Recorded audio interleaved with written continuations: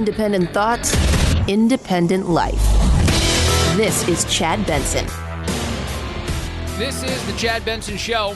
My name is Craig Collins filling in, and the question a lot of people are asking themselves, I guess in one way or another, and I know we all have varied opinions of COVID, of the seriousness of Omicron, of everything, no matter what the science says, by the way. Everybody's opinion is going to be, fairly extreme, in my opinion, and all over the place. But the question we're all asking ourselves is how much of our society, our economy, our financial well-being is capable of being obliterated by overly, being cautious in the world of public health. And I know that's been a question pretty much the whole time, but the Omicron variant has certainly heightened all the aspects of it. All the science, all the information out there seems to say that this will be very infectious. This variant of COVID will break through any sort of vaccine protections you may have in the world of not getting you sick, not potentially transmitting it to others. Not that I'm even terribly convinced that much of that existed before, but now that seems to be completely out the window. This variant is great at breaking through vaccine protections in that regard. It's also much less serious by continued bits of information, continued pieces of data that are being released all the time. 80% or so less severe than any other form of COVID. It's essentially, and I know that Chad put it up on his social media page just a little while ago, it's essentially the cold for a lot of people and the symptoms that you get of Omicron. And yet the world and our country is debating this CDC change of quarantine from 10 to 5. And I've been really interested in a lot of the ways this is being covered. But the most shocking to me might have been what one of the doctors who's been a consistent presence on CNN specifically, Dr. Lena Wen, said about all of this, because she went the camp of our society can't handle if so many positive cases exist and so many people have to quarantine for 10 days, we just won't have one. We won't have an economy at all. You won't have a livelihood, businesses, the infrastructure, the things that exist in our society, like, police officers that are already ransacked by all kinds of other things that exist in terms of the rhetoric of today. All of that would just be obliterated if this guideline didn't change. And that even throws out the argument that it also is scientifically sound. But here is Dr. Wen answering a question on CNN after the guideline change. And again, a lot of what she said floored me, because she's not been someone, I would say, has been on this side of the argument at all during this. She's someone that's very pro any kind of mandate, the most extreme mandate in the world of, forcing you to not have any way to live your regular life. She would mandate everything, I think she said before in the station. Now she's saying this. Is this, because of the scale of the spread, a decision about keeping businesses open? Is it a medical decision? Is it a political decision? Is it all of them combined? Where are we on this? Well, Phil, I'm relieved that the CDC came out with this guidance, because we are facing the imminent collapse of so many functions in our society. We already are about to surpass the peak of COVID cases last winter. And by the way, we are vastly undercounting, because people are unable to get tests. And also rapid tests are not being reported to public health authorities. We could very well get to the point of having 1 million new COVID infections every day. When we're at that kind of level, you can't keep people out for 10 days in isolation, because we're not going to have police officers. We're not going to have firefighters. We're not going to have food service workers. We're just not going to have a functioning society.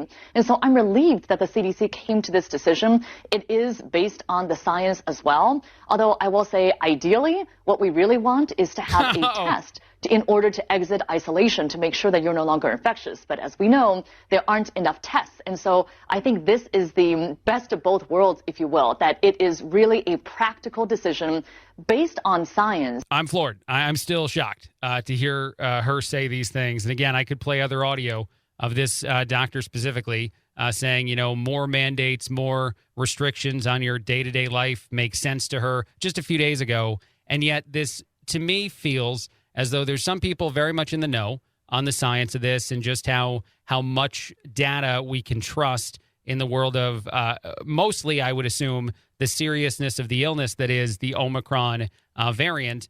because we certainly all seem to be able to comprehend the infectiousness of this one. And it's just always been the argument for people on the other side. This has always been the conversation: is does our economy survive? Is it appropriate to take away the livelihoods of small business owners in order to, quote unquote, protect the public health? At what point do those lines cross in an inappropriate way in our society? And more importantly now, and I believe this is predominantly because of the way we've handled the pandemic as a society, and certainly politically, and certainly on the left politically this entire time, the expectation by most everyday people now, people who don't understand all the science, is that public health is the only thing that matters, is that Dr. Fauci is the only voice we care about, is that at the end of the day, if somehow, some way, public health is even slightly more at risk than if we do something overly protective that creates havoc in every other part of our society, we err on the side of caution in the world of just public health. That's been from jump the way that this entire thing has gone. And obviously, finally now, the breakthrough has occurred in a lot of places because of, I guess, the extreme scenario we find ourselves in. And I mean that scientifically, specifically. And I will say this every time I bring up science, and I hope that I've said it before on this program. I think I know I have. I'm not a doctor. And if you really want the medical opinion that matters most to you in your life, probably talk to one. One you trust. I would go that road and not here for the medical, opinions that you make decisions based on. But all of the science, as she just stated, seems to continue to provide an accurate understanding of the safety that is involved in doing it this way. And there's a couple things I can say even further on that. Apparently, the infection process, or the amount of time that you are typically infectious for COVID in general, and certainly for Omicron, is 2 days before you would test positive and 3 days after. So if you do test positive at some point and thus cause a quarantine for yourself, in the worst case scenario, on average, you would probably test negative again 3 days later. Because again, as I said, it took you 2 days to test positive in the first place, where you may have been infecting others. And this is just trying my best to comprehend the science in a very layman's terms way. Now, granted, that's not always the case. I'm sure there's all kinds of different, examples of how this is, the norm, but not a 100% foolproof method, of saying everyone's going to act this way. And yet we have pandemonium. We have people going nuts, in my opinion, in a lot of ways. And on CNN specifically, here is another piece of audio. This is a question that was asked by Caitlin Collins to the CDC director, Raquel Walensky. And the assumption here is pretty intense. And the vilifying now of businesses, essentially of our economy, in order to argue against this change is worrisome, to say the very least. So from what you're saying, it sounds like this decision had just as much to do with business as it did with the science. Well, so it really had a lot to do with what we thought people would be able to tolerate. We have seen relatively low rates of isolation for all of this pandemic. Some science has demonstrated less than a third of people are isolating when they need to. And so we really want to make sure that we had guidance in this moment where we were going to have a lot of disease that could be adhered to, that people were willing to adhere to, and that spoke specifically to when people were maximally infectious. So it really spoke to both behaviors as well as what people were able to do. Everyone that gets that answer, by the way, everyone that it seems to be told that no, science played a role in this decision, just seems to not believe it. They just seem to not care. And you know what's hilarious about that, too? For the first time, I think, that I've seen this entire pandemic, Democrats, people on the left, are doubting the scientists. They're doubting the doctors. They're going after the claims that this makes sense to us scientifically, and they're questioning the motivations behind actions like this. Hi to anyone out there that's doing that for the first time. That's what people that are conservative have been doing for the entire pandemic. It is nice to have you. Enjoy a seat at the table. And no, you don't need to wear a mask here. Everything's fine. One last thing I want to play real quick, and this is something I liked a lot. Dr. Hooman Norchasm popped up on the news the other day as well. He wasn't even really talking about the change with the CDC or anything like that. He was actually talking about over-vaccinating our society and how medically that could be a problem, how there is a ability for you to prime your system 10 too many times, 3, 5, whatever it's going to be, end up being too many times, and actually could cause a net negative effect. And actually, even more specifically, he mentions people who had the vaccine, the second shot of the vaccine to be, quote, fully vaccinated the first time, and then people who got COVID, and those people going back now and getting a third or a fourth shot, and with Omicron spreading even more and more people getting it asymptomatically, just like the other forms of the illness. It's tremendously interesting to even try to guess at how many people fall into this category he's going to describe. He leans toward also adding younger people into that equation, but I think the same argument could probably be made for most of the low-risk groups that exist in our society. But let's let the doctor do it. Look, there's a very basic phenomenon in immunology. It's called immunological exhaustion. And the idea is that if you continuously stimulate in short spans of time the immune system to hyperactivity, that the cells, that the clones of B cells and T cells that normally respond will eventually become unresponsive and actually will become tolerant to the virus. So that means a lack of immunity. So I think it's a bad idea to be hyper-immunizing people. But again, I would say that the deviation from the science of immunology by Dr. Fauci and by the Biden administration is really a very serious national security threat. And that is because instead of focusing on the science of immunology and making sure everyday Americans are fully immune, what we're doing is we're forcing vaccination on people, many of whom do not need it. So, for example, if you think about the kids who are getting booster mandates in colleges, you know, some of these kids have had COVID and have had 2 mandated shots already within the span of a year. Look, my own kid goes to Boston College, and Boston College has actually mandated this. And I would say it's completely irrational. What we should be doing is we should be working on antibodies, and we should be looking at the antibody levels as many immunologists have been saying from the beginning.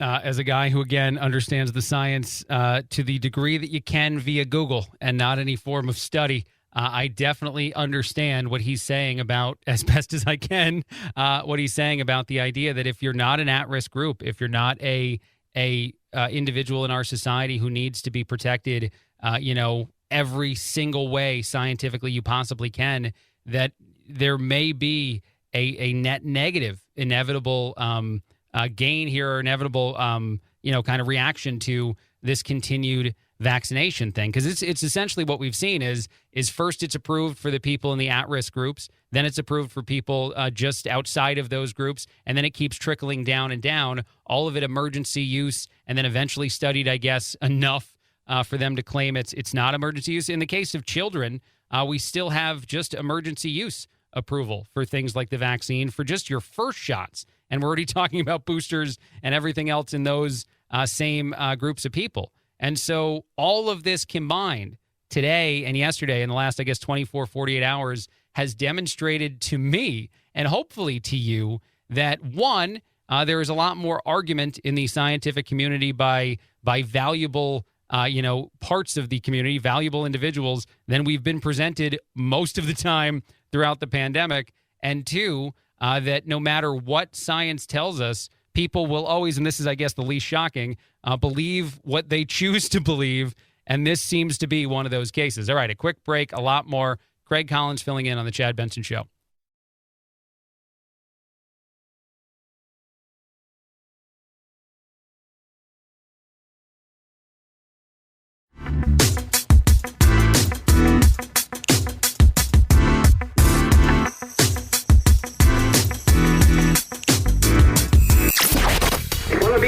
Give me a bowl of chili with plenty of peppers. One Mexican heartburn. Why don't you mugs grow up? The Chad Benson Show, where independent, a la carte thinkers have a seat at the table and a voice in the dialogue. I'll have what she's having. This is Chad Benson. This is the Chad Benson Show. My name is Craig Collins filling in. A weird night last night with both John Madden and Harry Reid passing away in very short proximity to each other. I can push you to the Chad Benson Show Facebook page where a very intelligent comment was placed saying that Betty White needs to hide and hide immediately. But it was a weird night, to say the least. And the fact that John Madden specifically has so much, I think, influence in the world in which he came from, the world of football, the NFL, via video games, or depending on your age, remembering him as a Hall of Fame coach, an excellent broadcaster who would say some interesting things every so often, some wonderful John Madden-isms that are out there that you can find, and I think a lot are being shared on social media. Also giving away turkey legs is one of my favorite Madden things. Those are on Thanksgiving to the players that played the best. And nobody, I think, could have handled the turkey leg giveaway quite like Madden did. So certainly, just a reaction to some of that news. And since we're talking about football now anyway, I might as well transition to this. Bill Belichick got asked a strange question by a reporter that went viral a few days ago. I like this audio, and I'll play this audio for you for context. But it's nowhere near as fun as Tom Brady reacting to the Bill Belichick viral audio. Let's get the first part, a reporter who had no interest in football asking a question to a legendarily grumpy coach after a loss. Hi, football aside, sorry, but I'm doing a story about New Year's resolutions, and I was just wondering if you had any you wanted to share with your fans and our readers. Yeah, no, not right now. Okay, thanks. Nope. Maybe next week. I love it. I know it's not much of anything, but I love from the moment she said... Hi, football aside, sorry, but I'm doing... I think she could have just stopped there, and he could have just immediately jumped in. Yeah, no, not right now. Okay, thanks. I'm good Maybe next week. on everything you're about to ask if it's not football. And even if it's about football, I don't want to talk about it. But here's Tom Brady being asked the same question and enjoying the crap out of this whole thing. What do you think of that, Tom? I want to be as brave and courageous as she was. Asking that question to Coach Belichick after a loss. That's what I want for the new year. Yeah, I agree wholeheartedly. That is a New Year's resolution I think we all definitely want, and certainly audio that went viral, and I've enjoyed quite a bit. A lot more coming up on the Chad Benson Show. My name is Craig Collins filling in. It's been a crazy holiday couple weeks. More after this.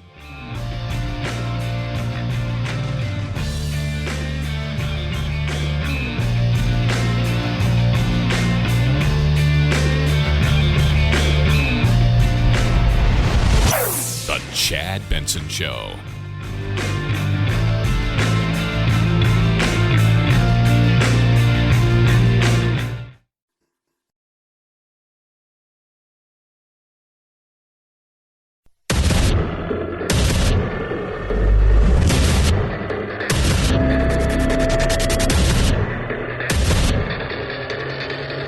Independent thoughts, independent life.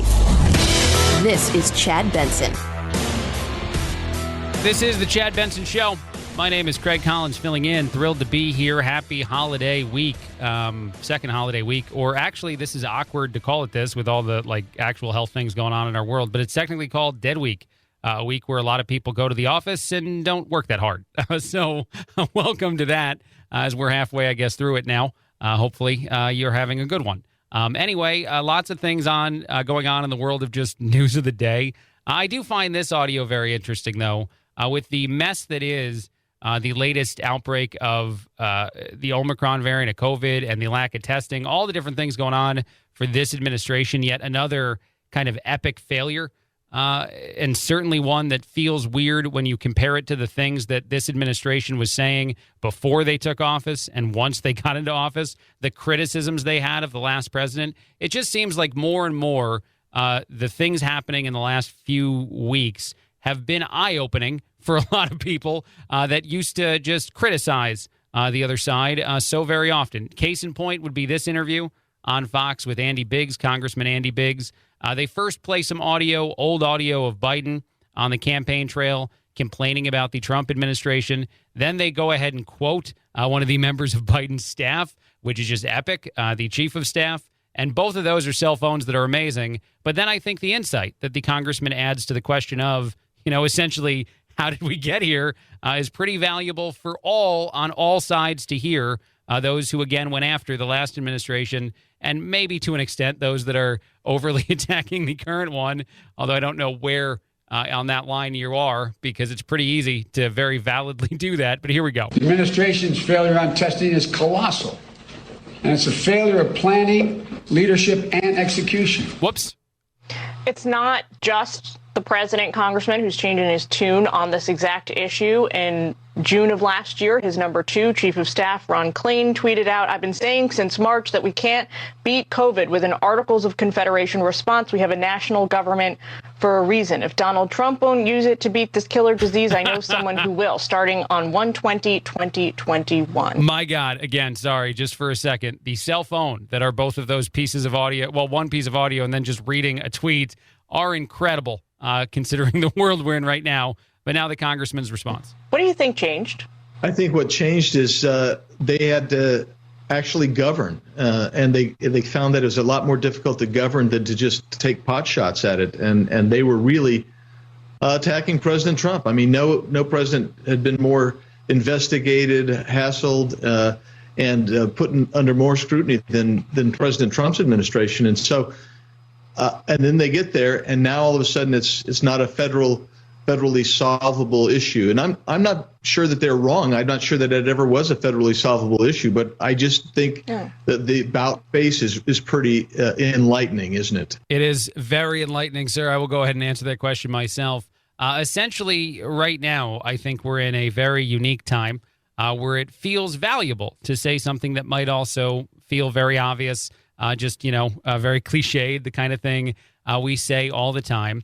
But the biggest reason that the woke movement, if that's what you want to call it, there is a right answer to every question, and the right answer is always the safest or the most protective version of something, whether it's our health, whether it is, being inclusive at all times in every single scenario. In all of these conversations we have and all of these expectations created in our society by politicians or by, appeasing those demands. The thing we always neglect to do is mention the counter argument or mention the negatives in some of the things that happen here. And I know some of us mention them, but I think that as a whole, our society always just kind of throws those out. When you want to have a strong position, you do it in part by just ignoring any potential thing that you would even agree yourself is, all right, that could be a problem. If that, you just dismiss all of the scenarios that could exist in our society that will inevitably make your very intense one-sided position feel awful. And case in point, one more time, would be Chicago or any of the cities dealing with a rise in crime. Chicago specifically very interesting because there was already a ton of crime there before the most recent kind of uptick we've seen in some of these big cities. And you got an alderman popping up, Alderman Raymond Lopez, saying that the anti-police, defund the police movement is certainly to blame. There are several, actually, people tied to either policing or politicians in all of these big cities. As I know I've played other audio before, I'm making this same about face too. Because again, as with every other example I'm going to use today, those who had an argument defund the police based on one, two, a few high-profile news stories were deciding that there was no negative to that concept. Then now it's not going to be a problem. We don't have police anymore. We get rid of those in society. No one would abuse the freedom of way less restrictions, way less problems. And then you have this. Do you blame the defund the police movement and demonizing police officers? Without a doubt. And let's be clear, there's more than one way to defund the police. And we've seen that in the city of Chicago, where that policy hasn't been vocalized, but the effects have been espoused by this mayor and by some of her allies. When you defund through attrition, when you do not hire what your city council allows you to hire, those are also ways to defund police. And it demoralizes the community and destroys the relationship that is so integral to putting bad people behind bars.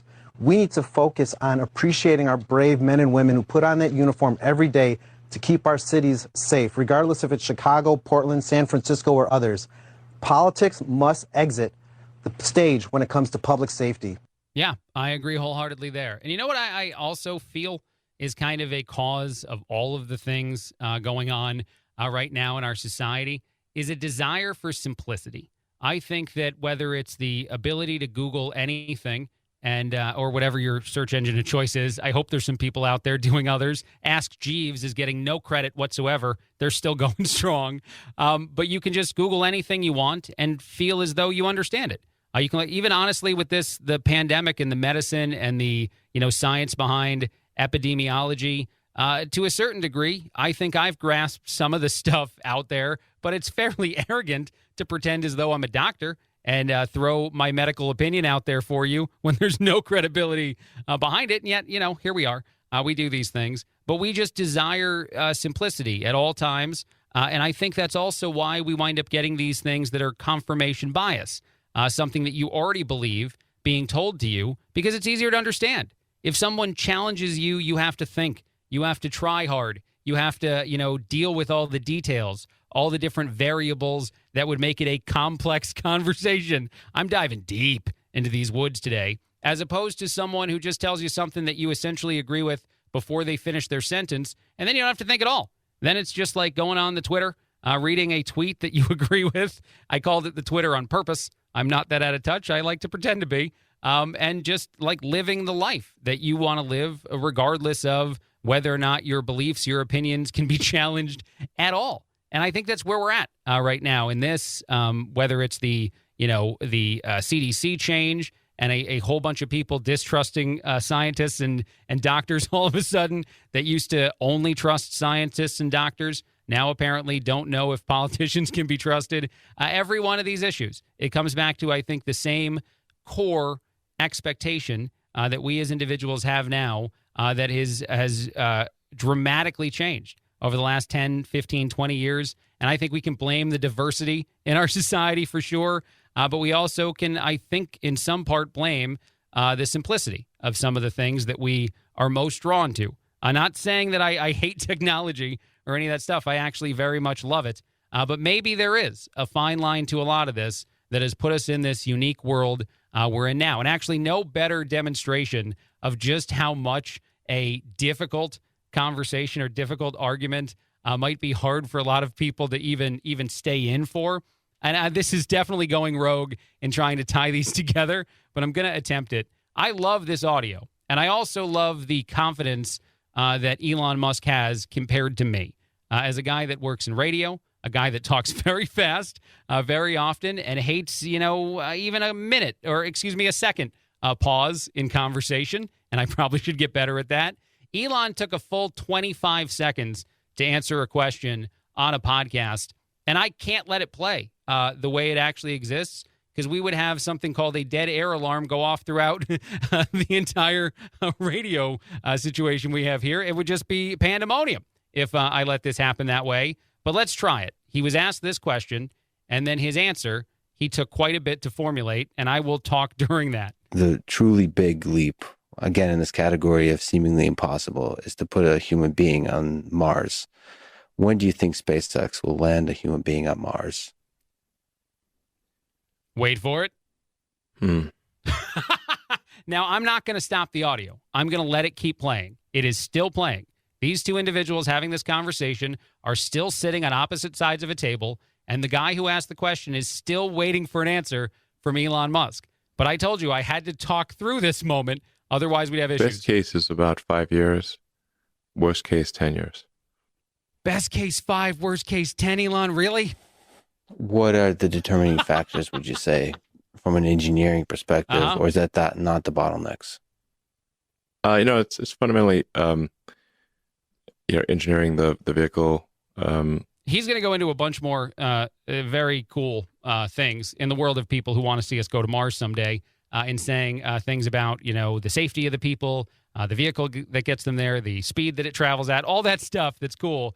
But there is something uniquely different in the world we all live in now and the world that Elon Musk lives in to be capable of this. In all honesty, to be 100% capable of, you just asked me the question, when am I going to Mars? A human being who absolutely is believably working on it. Like if you asked me that question, I'm doing nothing to get myself closer and closer, or any of the people I know and care about, onto another planet. So it's an easy question for me to answer. I'm never going there. But he takes all that. I got to play it again. The truly big leap, again, in this category of seemingly impossible, is to put a human being on Mars. When do you think SpaceX will land a human being on Mars? I just can't even. It's amazing. That first part, too, you know what? I am going to stop it. It's just the taking into the question, the sound of acknowledgement without it being an actual word, and then the long pause. I'm actually going to play it from the again so we know the time. I wish I thought this long, this hard, this complex about anything that I deal with in my life. I wish that there's somebody, this is me. That's how I would react as the interviewer to an Elon Musk. Be like, man, he's contemplating this way more than I'm capable of. Best case is about 5 years. Worst case, 10 years. And I will say this, that sounds like an extremely short timeline, but if anybody is willing to pause that long before answering that question, I am now going to believe anything they say after it. Anything that they landed on in that amount of brain time they took to contemplate it is now probably true. So I cannot wait to vacation to Mars. I guess if it's 10 years to get there, maybe 20 for us to start vacationing there. I'd love to ask Elon the question. I know I would not be able to wait for the answer. A quick break, a lot more. Craig Collins filling in on The Chad Benson Show.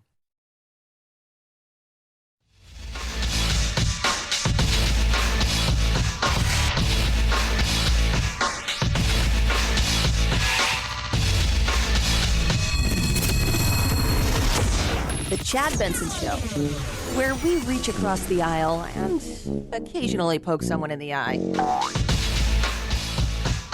This is The Chad Benson Show. My name is Craig Collins filling in. It is the holiday. Because of that, I sometimes go off the beaten path to find some of the information that I provide to you on days like this as a fill-in host nonetheless. And I found this story that I couldn't help but react to. It's written in a way that I think the author wants you to take away from it a anti-gun feeling, something to the effect of guns are not necessary all that much in our society. That is not the feeling I took away from their true story. So they tell the story of a U.S. base in Antarctica that is very, very remote, about 2,000 miles from many, many things. Most of the people who live there, about 1,200 people, typically work or live there in the summer. Most of them are either classified personnel or people that are volunteering for some sort of gig. This person who wrote this story actually volunteered there for about 3 years. Now, the reason this becomes a gun conversation is the person mentions that in the quote-unquote Manhattan of Antarctica, which is a heck of a phrase, there's only one firearm. There is one shotgun, a 12-gauge shotgun with ammunition that's locked in one case that one person has a key to. That one guy only had to use it one time. I don't mean to keep saying the word one. It just makes sense. Within the 3 years that the individual was staying there. And so as the story goes on, it talks about how this place, this community is capable of, being a upright society, of not dealing with a lot of issues because the deterrent, the one gun, the one officer, I guess I should say, I think that he is a police officer in that area, has access to is enough to dissuade everyone from, misbehaving. And so it's interesting to talk about that and to try to get that outcome from this article when the reality is, and this is my reaction, that even a community that small, even a community that has that much involvement from, military and or government personnel and just a whole bunch of young people who volunteer, you still need at least one gun.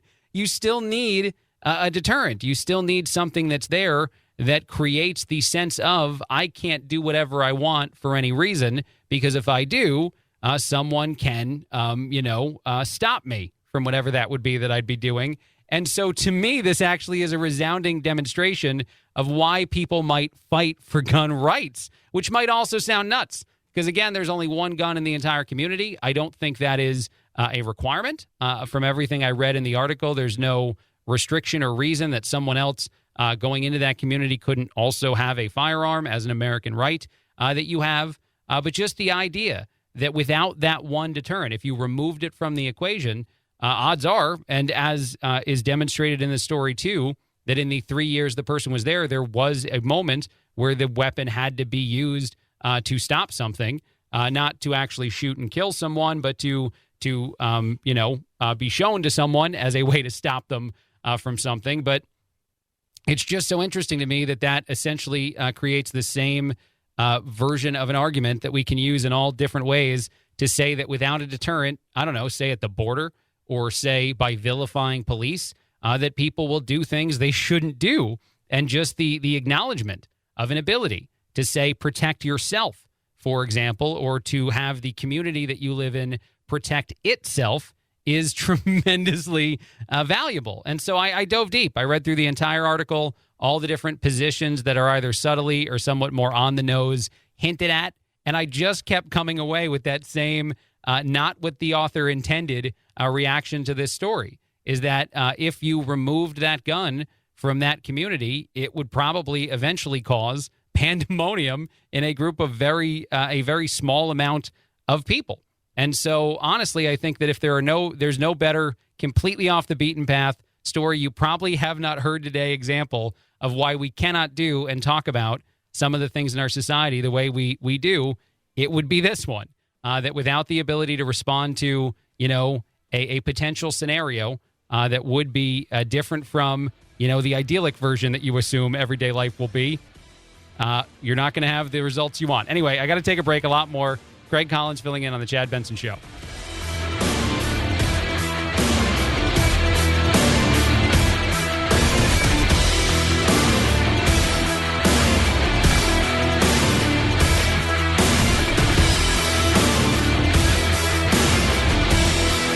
This is the Chad Benson Show.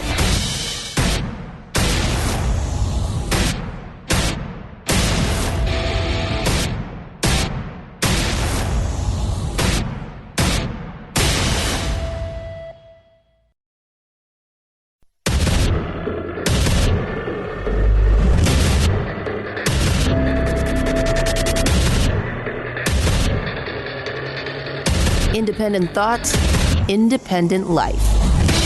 This is Chad Benson. This is the Chad Benson Show. My name is Craig Collins filling in, and man, I have a variety of topics I feel like I'm choosing from to pick as the first thing we talk about here, including a serious answer to the question, who should run for president in 2024 on the Democratic side of the aisle. We're already there, and actually it's kind of Joe Rogan's fault. I also have a headline about a violent squirrel that terrorized an entire town. But no, we're not going to go with those. Save it. Those will come up in just a bit. Let's go to Dr. Anthony Fauci, which probably just disappointed people. Last night, he was talking about the changes to the CDC guidelines, and he essentially said that this is to maintain society, to maintain the structure that exists in the world in which we live, and that to do anything else would upend it. And that is Dr. Fauci saying this as well. Here we go. Right now, because of the concern that there are so many people now and likely in the next few weeks who will be infected by this wave of infections that we're getting with Omicron, many of whom will be without symptoms or only mildly symptomatic, that might have a negative impact on our ability to maintain the structure of society, of all the essential workers that you would need if you keep them all out for a period of 10 days. So the consideration and the decision on the part of the CDC was, let's look and see if we could cut that in half to 5 days. So what happens is that you're isolated for 5 days, and then if you're... Yeah, I'll stop him there because I don't need the explanation there, Dr. Fauci. So many people will be curious if this is how the entirety of the pandemic should have been handled, because now apparently we were at the Armageddon point before you flipped the other way. But I also just love the amount of Democrats that are now questioning scientists, the amount of people that are on the left that were believing in the gospel that was any of these individuals that are now saying, oh, no, wait a minute, is business influencing the things you're saying? That evil empire that keeps us all alive by paying us all, livings in order to afford things. Oh, and by the way, real quick, just mentioning how much things like cost or how the amount of money you make in your life, if it's any amount of money you need in order to survive, that's an important variable in all these conversations. I was just talking to producer Phil during that last break about how crazy some of my month's trips to the grocery store were. And I only noticed it when you're going through, your receipts at the end of the month. And you're like, wait a minute, how did you spend $200 3 different times or 4 different times at the grocery store if you're just 2 people? It's just my wife and I in the home. And I don't have an answer for that. But I know that I can't allow the society we know to crumble because I need to pay the insane amount of money it costs to continue to get food and things to stay alive in that way. It's certainly detrimental to my health if I can no longer feed myself. That's just a thing. I don't know if we talk about it enough. All right, let's go on to Michelle Obama. So Joe Rogan said this on his podcast. I'm not going to play it. I don't think you need that context. But essentially that Michelle Obama is the only really great name on the Democratic side of the aisle as far as a likelihood to do well in the next election. We are 1 year in to the Biden administration, and a lot of people, including even Joe, are thinking about the next election. That says something, as Biden's approval rating is now down into the 30 percentages. He's in the 30s, and that is atrociously low. But Matt Schlapp actually also answered and kind of weighed in on this idea of a Michelle Obama run in the next few years. And what I think is truly interesting about all of this is even the other people that are being thrown into the mix as potentially being a part of, the Democratic side of the aisle. Because I think what this means, and this is just me, and I know Matt is certainly not a Democratic operative. He's someone who has worked for conservatives. But what this to me means is that maybe Democrats are giving up on the next few years. Maybe they know, much like I guess we're doing in the world of the Omicron variant spreading in our country, they know that it's going to be a mess in the next few years. They know the midterms are going to go poorly. So maybe the positioning now, and I'm not saying that Joe Rogan is purposely creating it either, but will start to be, how do we get out of this? How do we have a real chance years from now? But here is that reaction to that question by Matt. So let's play this game for a second, way ahead of the curve, 2024. When you look at where Joe Biden is right now, A, can he run? Would he run? And B, what kind of matchup are you looking at? Yeah, so it's very interesting with the identity politics of the Democratic Party, this new socialist Democratic Party. I mean, I look at Joe Biden. I don't know him personally. He sure doesn't seem like he's physically or mentally up to another presidential race unless they can do one of these pseudo-presidential races where he stays in his basement with Hunter and everybody can vote as many times as they want through the mail. But I don't see that happening again. So now you have the identity politics of picking Kamala Harris. Why? Well, she's a woman. She's a woman of color. She comes from California. She's very left-wing. Now they have this problem of, oh, my God, they've gotten to see Kamala Harris, and she's terrible.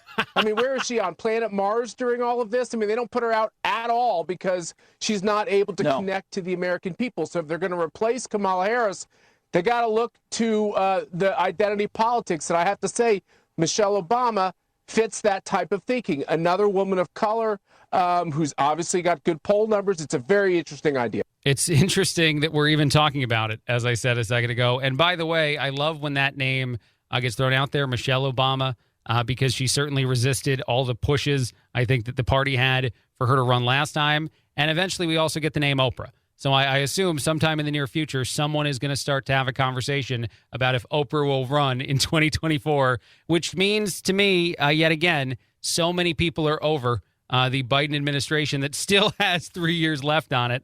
I want to move to the squirrel story just because that's in the mood. That's the mood I'm in. A vicious squirrel ran wild throughout a town. This was in Wales. This has to be a lot of exaggeration, and I love it a lot. But this squirrel apparently, quote, terrorized the entire town, and they are now breathing a sigh of relief after it was handled by authorities. The squirrel has a strong jaw, according to descriptions provided in this article, and was capable of pouncing with such force to cause bloody attacks. Everybody survived the squirrel attacks, by the way. The squirrel responsible for savagely injuring 18 local residents in Wales, according to this article. I don't know how much of this is hyperbole. In one incident, the large rodent launched an attack on Christmas Eve right as people were exchanging gifts. The writer doesn't go on to say this, but that means the squirrel is not only violent, but also mentally deranged because it just is evil enough to harm you on the holidays. Several witnesses said that they saw this squirrel go crazy, and they thought it was not only bizarre, but, scary enough for people to stay indoors. The hospital stocked itself up on tetanus jabs just in case. And what it took, apparently, was the entire community to raise about £1,000, or excuse me, no, just £100, which I think is something in the neighborhood of about $200, to stop the squirrel by hiring a vet to capture it. One vet, after 18 attacks, was eventually capable of taking this squirrel down. So I have to assume maybe it was a slow news day. Oh, by the way, it's only $134. I have not done that thing. I didn't actually punch it in until just now, so it's nowhere near as expensive as I thought. But how could a squirrel terrorize a town, harm 18 people, and then be solved for a little over $100? This is the question I ask you. I don't have many answers to it. There's a lot more coming up. Craig Collins filling in on the Chad Benson Show. After the break, I do want to play several of my favorite John Madden moments. I can't help but react to the idea that John Madden passed away last night and that he was absolutely a treasure in the world of the industry I work in broadcasting, for several reasons. So if you don't mind, we're going to take a quick break. And then after that, if you will let me, I will amuse myself with John Madden audio. That sounded weird. After this.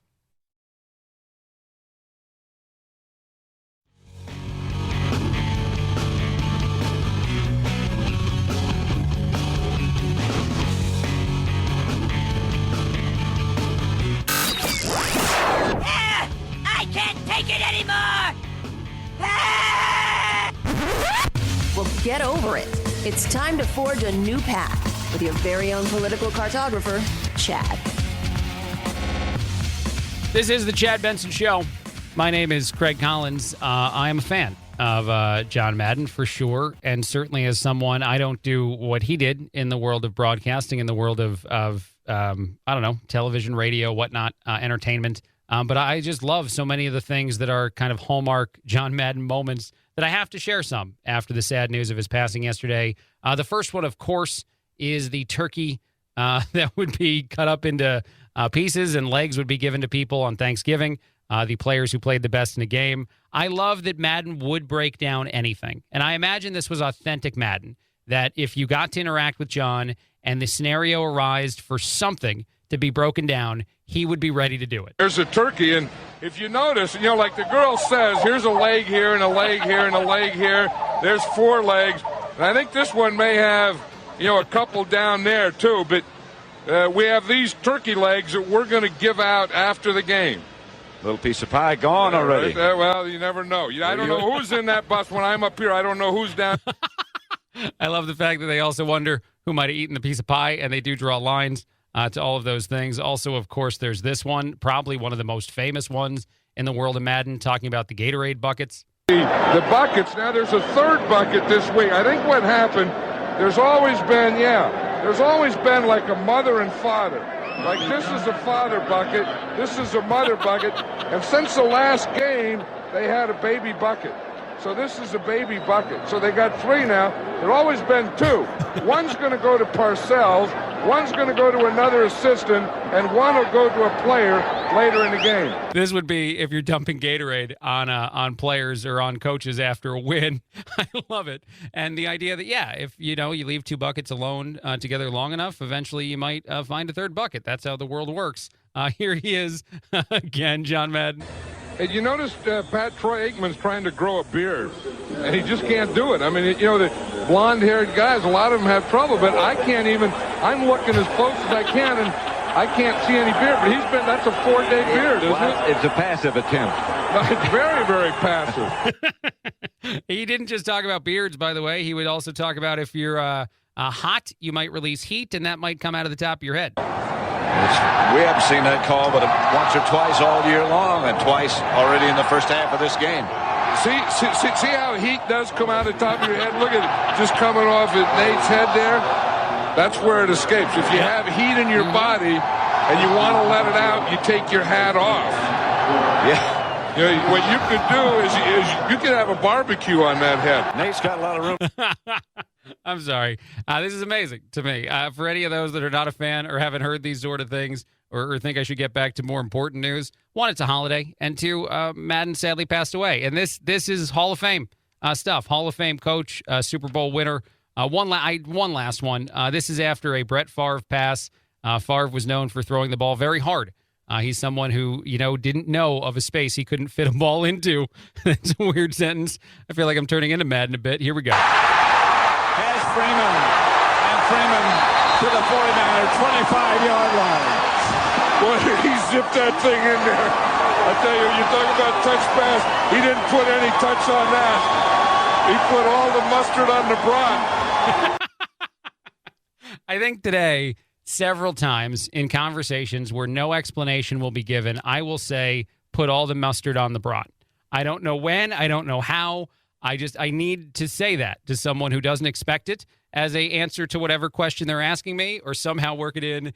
I might do it later today. Actually, anyone listening right now to this segment that listens later on in the show, if you hear me randomly say, put mustard on the brat, or he put all the mustard on the brat, it's an honor of you, John Madden, a world-class Hall of Famer, both in the actual, participating in the game itself and then broadcasting about the world of football. And then, of course, also a video game. I'm a millennial, so younger people, people in, I guess, my age group or so, certainly can remember Madden just for the video game, which gets scary and disappointing and sad. But depending on how old you are, I imagine there's a lot of people out there, maybe the generation after mine, that really just know that name because of the game that exists that is shared, which is, again, as I said, fairly sad to think about. All right, some other news I saw out there in the world, some things that I thought were interesting for a variety of reasons. One is this story out of, I believe this is Philadelphia. A woman was caught trying to get knives through TSA. That's dumb. You shouldn't do that. And weird, scary, whatever you want to call it. But the reason that I thought it was more interesting as a story is what she did. She had a kid with her, and she sewed the knives into a teddy bear that was Darth Vader. So it was a Darth Vader teddy bear that had knives in it. When it went through security, they saw it. And I guess my new question now will be to wonder whenever I see a bad guy teddy bear out there as to why a kid would want that one. Why don't you want the Luke Skywalker? Why don't you want whatever the Rey, the new person, is? Why do you want the bad guy in teddy bear form? And I will be immediately skeptical. I will immediately worry that there might be something else going on here because of this story, which, again, at least it's good that it's that easy for the TSA to find and certainly crack the code that is trying to sneak in knives inside of a villainous, I assume, teddy bear. That might be overly Star Wars-y for those that don't care. I also saw this story, and I can't help but wonder about it, too. A dinosaur embryo that was perfectly, that's what I'm going for. I got it there finally. Fossilized, was discovered in China. It is now being studied in a lab in China. Let me say that again. A perfectly fossilized, I got it right, dinosaur embryo was located and is now in a lab to be studied in China. We are screwed. We are just utterly screwed as a society when I say stuff like Jurassic Park's going to be real, and it could probably be bad in several ways, but I just can't get over this story. And also one of the nicknames that's being bandied about for the fossilized egg, Beastfoot. I don't know why one of the nicknames that is provided translates in English to Beastfoot, but when you hear that as just a topic as a whole, a Chinese, and I think it's actually a university there and a lab, they're studying Beastfoot. Again, I'm going to keep saying it and keep freaking out.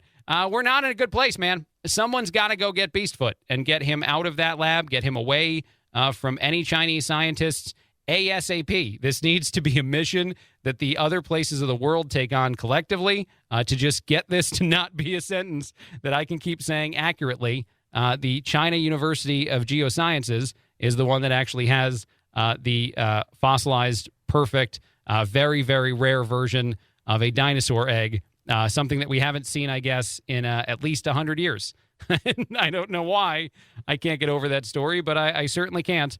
And I know John Madden probably would have a great breakdown that might make me feel better, but certainly entertain me. All right, a quick break, a lot more. Greg Collins filling in on the Chad Benson Show.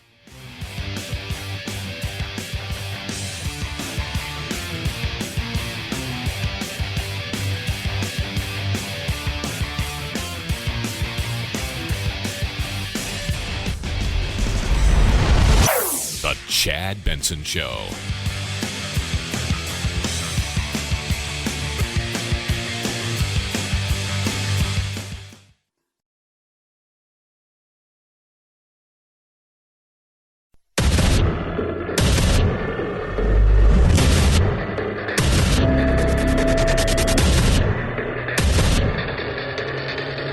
Independent thoughts, independent life.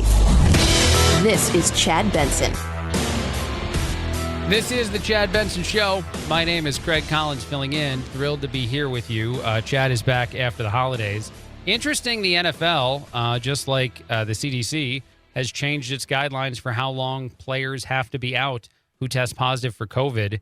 It was just the other day that Aaron Rodgers, talking on the Pat McAfee show, was asking this exact question. Now, granted, I will still play this audio, even though the rule has now changed for the vaccinated or unvaccinated. The rule is now that you're out 5 days and that you can return to play. But it was not the case just 24 hours ago. And Aaron was curious why. I doubt that his, questioning it out there in the world was the biggest reason why the NFL made the change and not the CDC decision.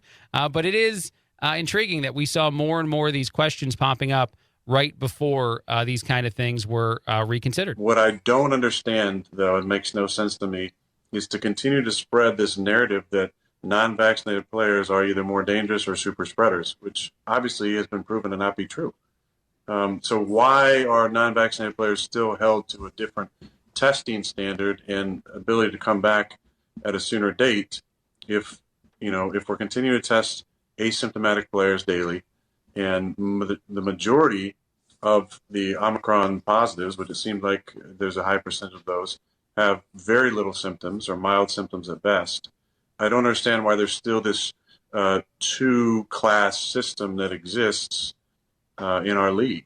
And the biggest reason I want to revisit that audio, as I said, that is criticizing something that has since changed from Aaron Rodgers, is how articulate he seems in that moment. And I know Jeopardy loved him. I know there were a lot of, there was a lot of high praise for Aaron Rodgers before the COVID controversy that was him saying immunized as opposed to vaccinated and essentially getting the lie for a while and be treated like he was in one camp when he was really in the other. And even more importantly than that, my reaction is how much a shame it was that he chose to do that. Because actually, if this entire time Aaron Rodgers had been someone advocating for some of those things that you were hearing outside of his circle in other places in the world of the NBA or NFL or certainly around you, I'm sure there's people in your own life who were arguing both sides of the vaccine conversation in the past. He would have been, I think, a reasoned and powerful voice. And there's a few others in the world of sports in pushing back on some of those questions before we got to the world we're in now, the world that essentially, and as agreed upon by many, we would face a economic Armageddon if we were to keep the 10-day the quarantine requirement in place for people who test positive, because the assumption is a whole lot of people are going to test positive. We should move on to the second part of that valuable conversation that Rodgers is still kind of trying to have, and one society is very unready for, since the reaction to the CDC change has been pretty interesting to watch. But this doctor, Dr. Hooman Norchism, starts to talk quite a bit more about the other thing that could be a problem down the road, and it's overly vaccinating our population. Look, there's a very basic phenomenon in immunology. It's called immunological exhaustion. And the idea is that if you continuously stimulate in short spans of time the immune system to hyperactivity, that the cells, that the clones of B cells and T cells that normally respond will eventually become unresponsive and actually will become tolerant to the virus. So that means a lack of immunity. So I think it's a bad idea to be hyper-immunizing people. But again, I would say that the deviation from the science of immunology by Dr. Fauci and by the Biden administration is really a very serious national security threat. And that is because instead of focusing on the science of immunology and making sure everyday Americans are fully immune, what we're doing is we're forcing vaccination on people, many of whom do not need it. So, for example, if you think about the kids who are getting booster mandates in colleges, some of these kids have had COVID and have had 2 mandated shots already within the span of a year. Look, my own kid goes to Boston College, and Boston College has actually mandated this. And I would say it's completely irrational. What we should be doing is we should be working on antibodies, and we should be looking at the antibody levels as many immunologists have been saying from the beginning. The other big thing that this would cause in the conversation and the way in which it would shift in our society is the acknowledgement for people that get COVID. especially now as we're talking more and more about the likelihood that so many cases will occur in the next few months, whether or not we'll actually have a lot of serious illness, a lot of hospitalization, et cetera, is yet to be seen, and something that, depending on where you are in the country right now, may or may not be trending a certain direction.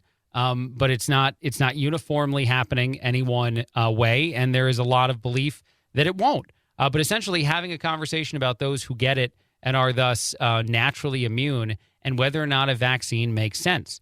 And what would be really, I guess, valuable in our society and tremendously difficult, I will admit this, as far as talking about this point, is being able to case by case the entirety of our response to the pandemic as it evolves, or the endemic version of COVID, if that's what we're in already, or if we're soon to get there, because that is a more valuable set of standards that leaves open the door to multiple scenarios which are being created every single day.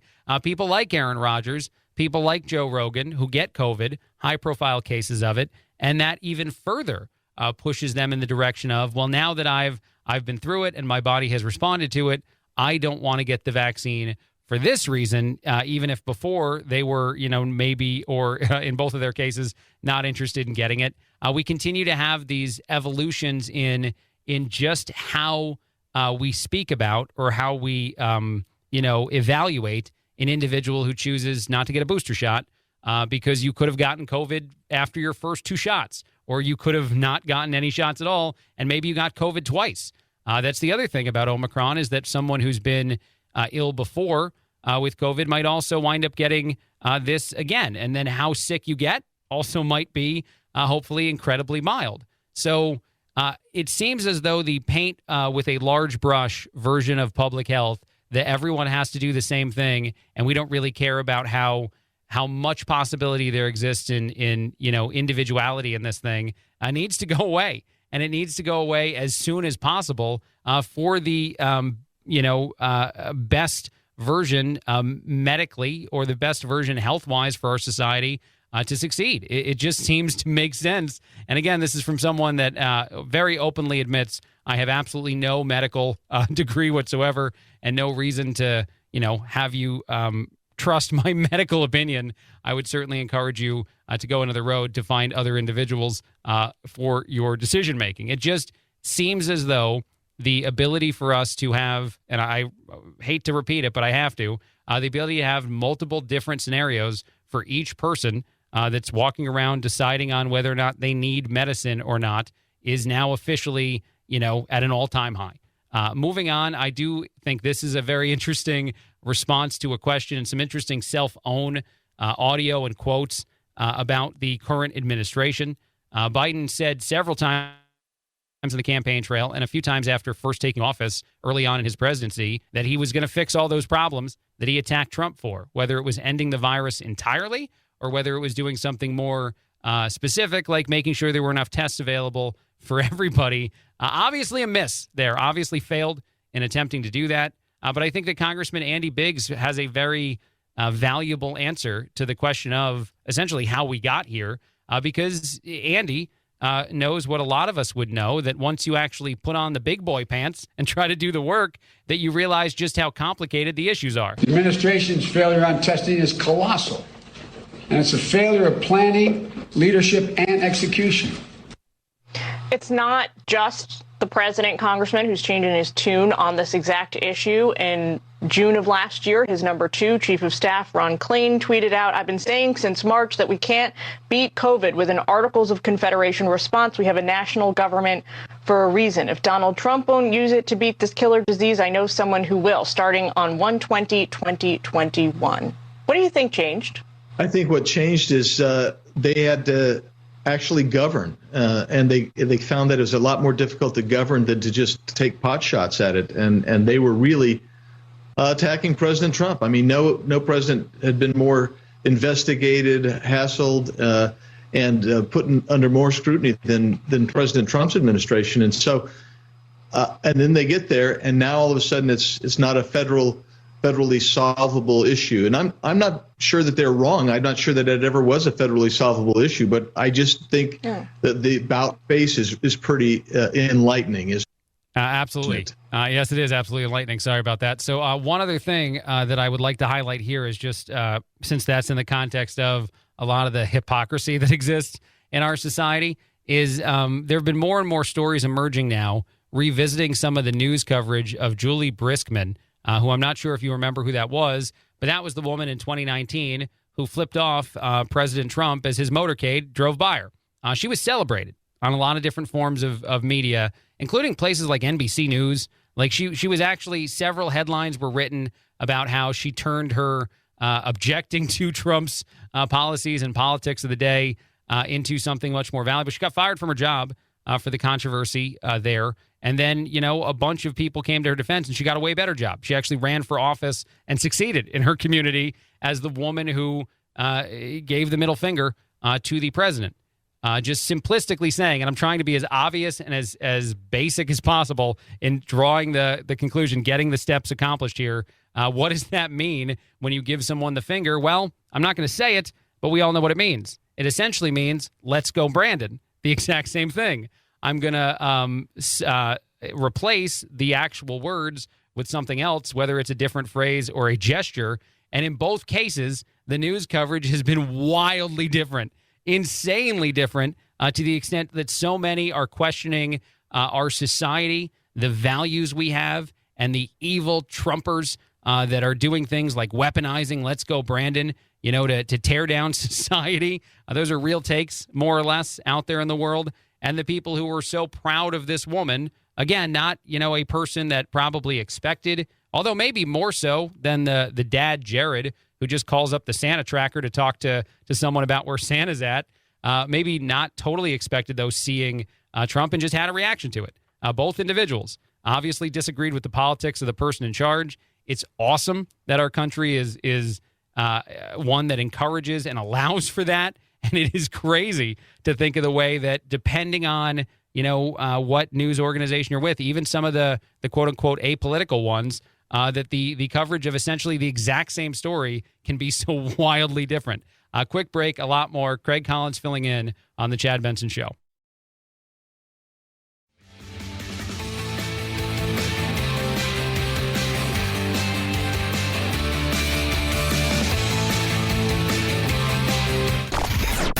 I'm so tired.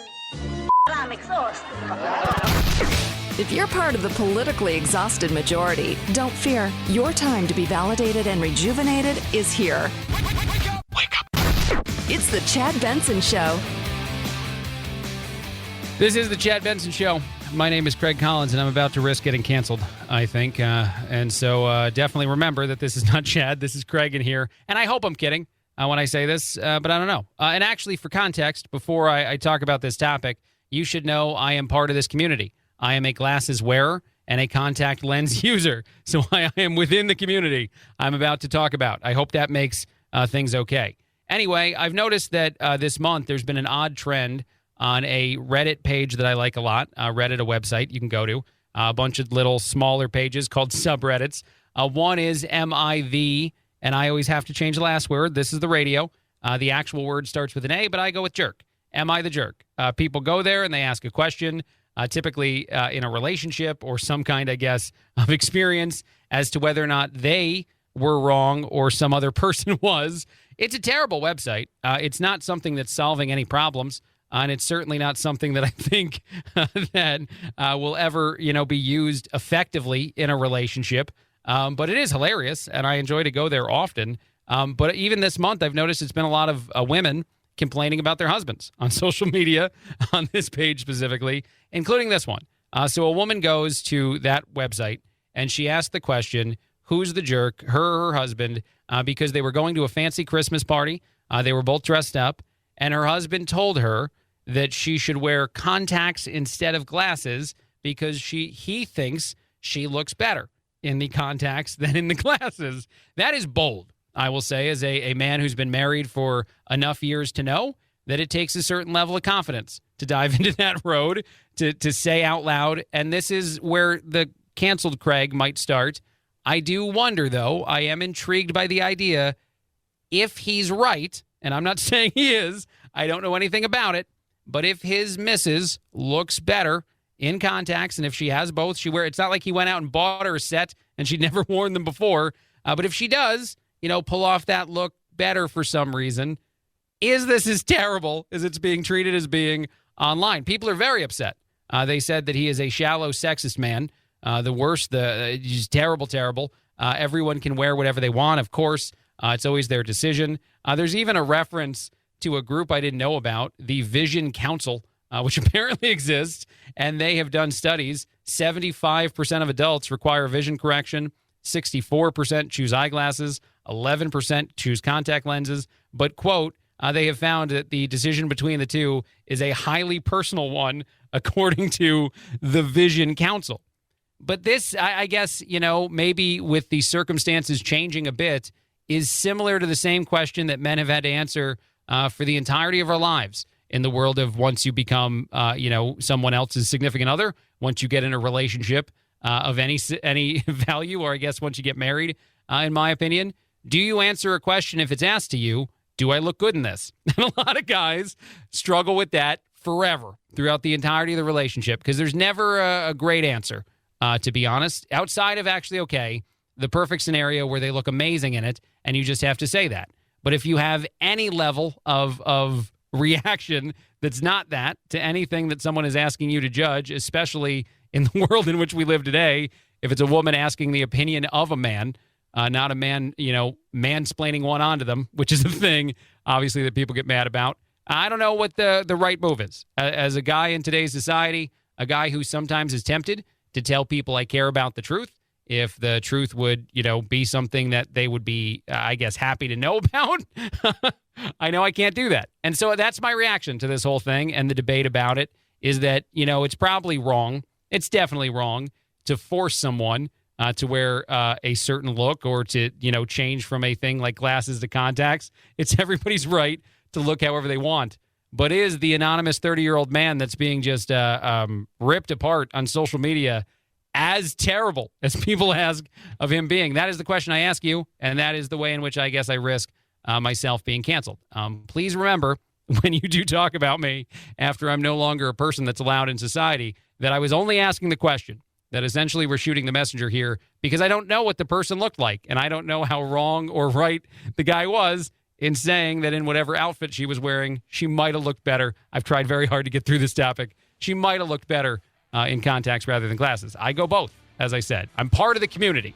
I don't think you can hate as much if you're in there. All right, I got to take a break. Thank God. Craig Collins filling in on the Chad Benson Show.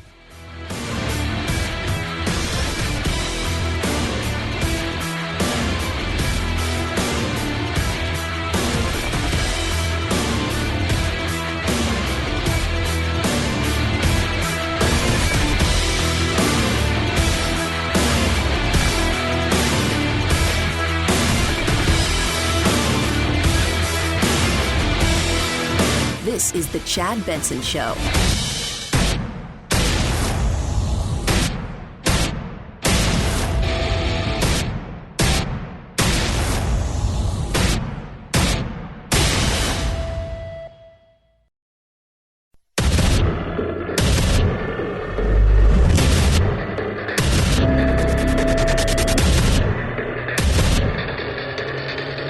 Independent thoughts, independent life. This is Chad Benson. Tonight, the New Year's wave of the holiday rush underway as we now enter a fifth day of COVID-related cancellations at airports around the country. It's very stressful. I'm constantly checking to see if there's any changes. More than 1,000 flights canceled every day since Christmas Eve. Cancellation at 12 at night, didn't sleep, and now I'm over here trying to get a flight. I can't imagine how much that would stink. By the way, this is the Chad Benson Show. My name is Craig Collins filling in. Thrilled to have you with us. We are in a travel nightmare. And a lot of people are saying that might be more than anything else the wake-up call or the reason for the CDC changing its guidelines, which feels like things that are disconnected, feels like things that don't really make sense. But when you're seeing the ridiculousness of thousands of flights canceled every single day, you start to wonder, what's going on. And you had a lot of the airlines saying it was COVID related, maybe without getting into an additional set of details. And maybe that is easily used by this administration or by the scientific medical communities to react to the idea of not just air travel, which did see a 70+% rise, a recovering of about 70% of our typical levels of travel from 2019 and before the pandemic. So quite a bit more than last year. And that might be the wake-up call that so many need. But I've been surprised, one, by the questions that some are asking now, some on the far left or just, I guess, slightly to the left, that are even wondering if doctors are telling the truth or if they're motivated by some sort of political or business agenda, which is just amazing to hear those kinds of thoughts being thrown out there more consistently now. But then there's also this. There's Dr. Lena Wen, who is someone that's appeared on CNN a lot, who said a lot of things that are right in line with the CNN kind of way of thinking. Things like a mandate makes sense, and saying that we need more and more of them. You need to, pretty much restrict every aspect of someone's life until they get a vaccine. Now she is saying something, not really recanting any of those thoughts, but something tremendously surprising to me about the changes in the CDC. Is this, because of the scale of the spread, a decision about keeping businesses open? Is it a medical decision? Is it a political decision? Is it all of them combined? Where are we on this? Well, Phil, I'm relieved that the CDC came out with this guidance because we are facing the imminent collapse of so many functions in our society. We already are about to surpass the peak of COVID cases last winter. And by the way, we are vastly undercounting rather, because people are unable to get tests, and also rapid tests are not being reported to public health authorities. We could very well get to the point of having 1 million new COVID infections every day. When we're at that kind of level, you can't keep people out for 10 days in isolation, because we're not going to have police officers, we're not going to have firefighters, we're not going to have food service workers, we're just not going to have a functioning society. And so I'm relieved that the CDC came to this decision. It is based on the science as well. Although I will say, ideally, what we really want is to have a test in order to exit isolation to make sure that you're no longer infectious. But as we know, there aren't enough tests. And so I think this is the best of both worlds, if you will, that it is really a practical decision based on science.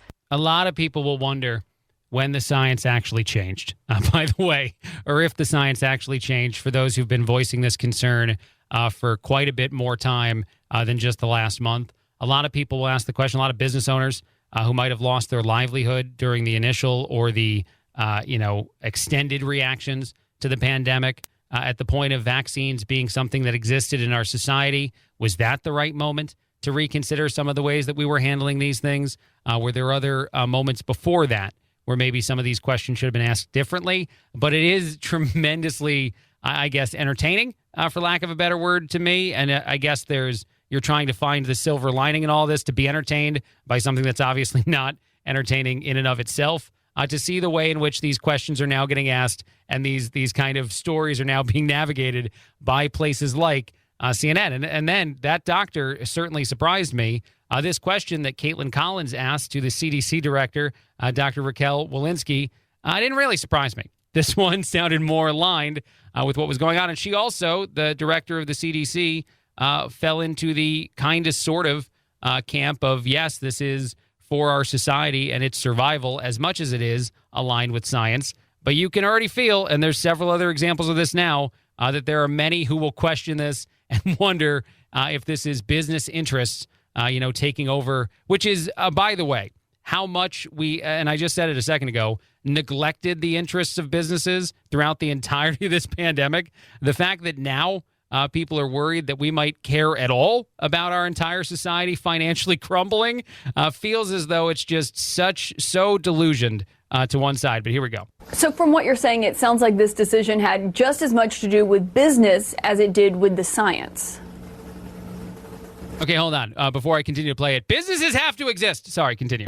Well, so it really had a lot to do with what we thought people would be able to tolerate. We have seen relatively low rates of isolation for all of this pandemic. Some science has demonstrated less than a third of people are isolating when they need to. And so we really want to make sure that we had guidance in this moment where we were going to have a lot of disease that could be adhered to, that people were willing to adhere to, and that spoke specifically to when people were maximally infectious. So it really spoke to both behaviors as well as what people were able to do.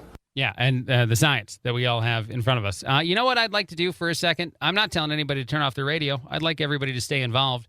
But if you're someone that is very upset about the change to the CDC, someone who's been screaming about getting every single person vaccinated, boosted, and whatnot, if you're someone that's very far on that side of the aisle, I'd like to talk to you specifically.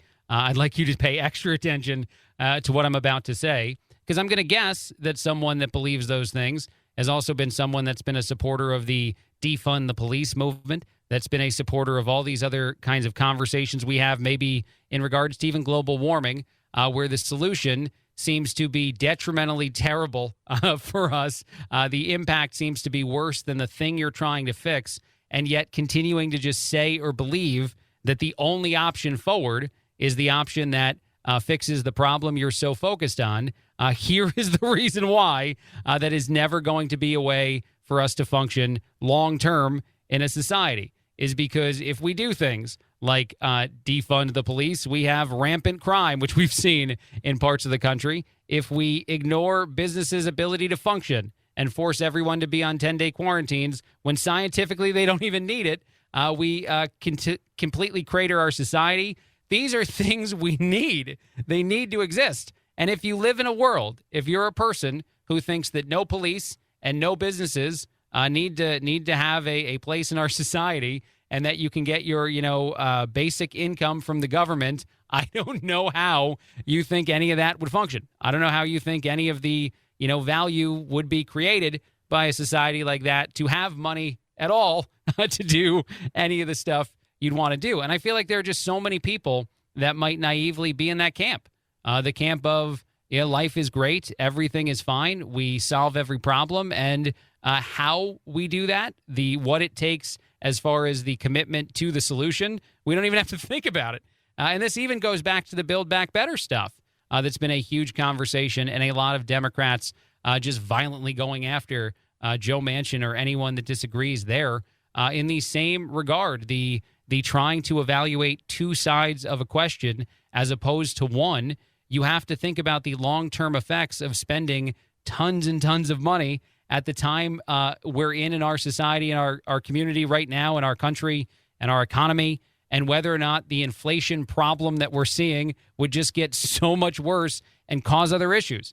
These are the things we have to deal with when you put on the big boy pants and try to answer the question. And I know that I'm just going to be called sexist for calling them boy pants. You put on the big person pants, whatever the right word is, and you try to answer the questions that have more than one, variable to them. And we just can't handle that in our society now. And I can't believe that I expect for there to be a lot more argument here in the world of, no, we need it. We need 10-day quarantine. It's reckless not to have it. It's just, it's disappointing, to say the very least. I wanted to say worse words, but instead, I will take a break and I will do a lap and cool myself off. Craig Collins filling in on the Chad Benson Show.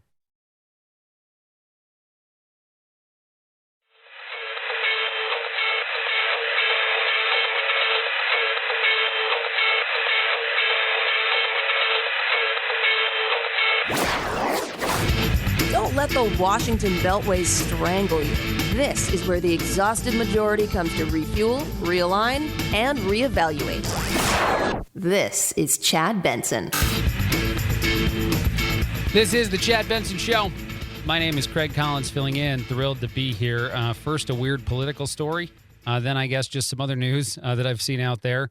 A coven, I think that's what you call it. Coven, actually, I think it's a coven of witches, have cursed the Democrats who voted against the Build Back Better plan. This, to me, is hilarious, and I don't know if it should be, and I hope they don't come after me, and I don't know why. But they're called the Louisville Witches. They have a Facebook page, which is a thing. And according to a local news outlet there, this was just before Christmas. So what a way to spend the holidays. The group of people, or I guess I should call them witches in this group, met around a tree. They called it a circle tree. And then they raised chants against Joe Manchin and others. They did that from about 7 to 8 o'clock. I don't know if there's like cookies and stuff after. I don't know how you handle it. It's Christmas time. But if your witches getting together, there was an official invitation that invited other witches to show up. Now, here's the thing, too. If I had seen this, if I had been on Facebook at the time and this had popped up on my newsfeed, and it's such a shame that it didn't, I would have gone. By the way, they did have a pre-cursed drink party. That was at a local bar in the area that started at 6. And then by 7, you had to get to the tree to do the chant thing. I would have showed up. I wouldn't have showed up like pretending to be a witch in costume or anything. I would have probably voiced some concern about some of the stuff we're doing that evening. But it's a nice evening to hang out, I would think. And you just go where they go. I don't know. I would have wanted to witness it, is what I'm saying. I wouldn't have wanted to be a part of it. I am Catholic. Sometimes I've been known as Catholic Greg on radio shows I've worked on, which is a long story I don't want to get into. Okay, fine, I'll tell you. It's not that long. I used to weigh in on news stories that had, Catholic stuff in it, which was not always fun in the world of my religion, but I am proud of who I am. So I would have showed up, again, as I said, to this event. They are very upset for several reasons for the vote against it. I don't know what the curse actually does. I'm trying to find that, if it's just going to harm him or if it's going to make him change his mind. You didn't have to wear a cape or a hood, by the way. That's just that's an extra. That's an add-on. If you want to go that way, you don't have to be fully decked out. And I have no idea if they dress that way for the pre-party bar meeting, or if you just kind of all bring it in the carry-on luggage. You all come in with a little backpack, a suitcase of some kind, and you change into a witch before heading out to the tree. And I have no significance as far as the tree goes, and anyone that actually believes in this, I am sorry. For not thinking that any of this is real at all. Although this kind of leads to another thing I've said before on radio specifically, and someday if it ever does bite me, I will regret it, but I will also be tremendously happy about it. I don't really believe in ghosts. I guess that's where the whole witches thing might be a problem too. And I have challenged for years now one ghost one time to punch me in the face. Just once, just me. Call me the doubting Thomas in these worlds. But if one did it, and maybe, maybe it happens during a radio segment like this, I'll never deny any of this again. Although I guess now I'm even more begging to be cursed by the witches around the tree after getting the pre-drinks. That's something, too. Okay, I'm not going to talk about this topic for much longer, but I can't help it.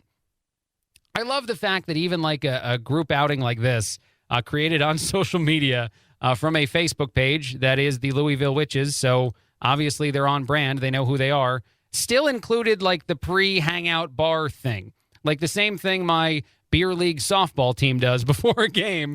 There's so much similarity that I don't always notice between me and, say, a group of Facebook witches, because mostly we want to live that same life. It's just the entertainment in between the bar hangout and the inevitable going home. For me, is baseball. For them, it's cursing a politician.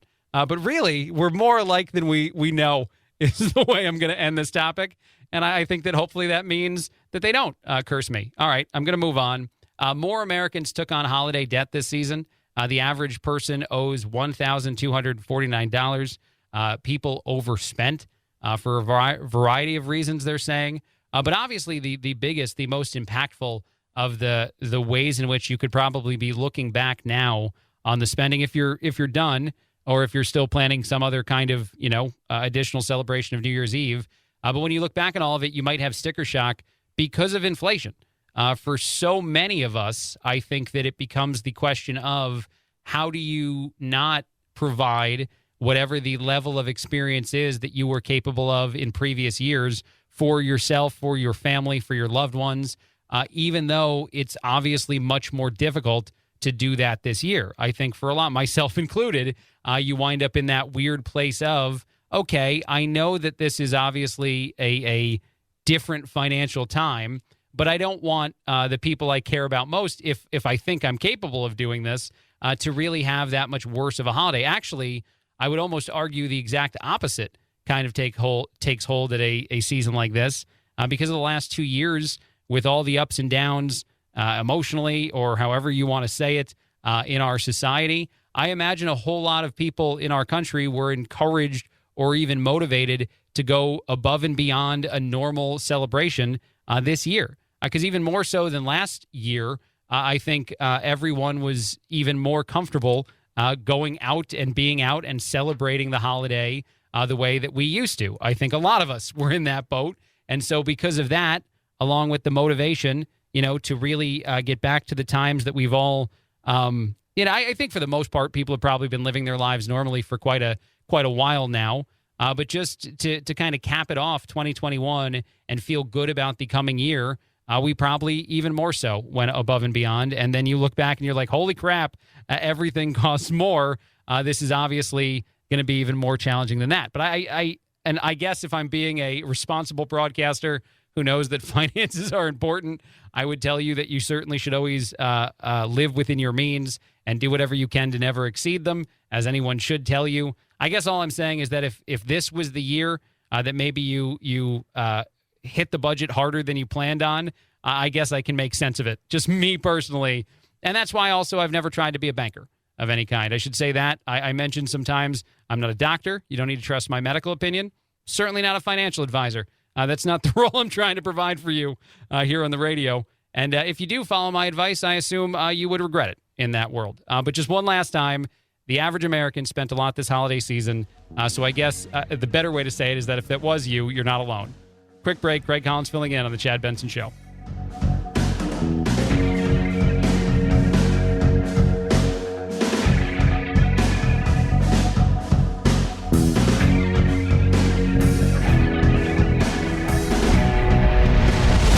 The Chad Benson Show.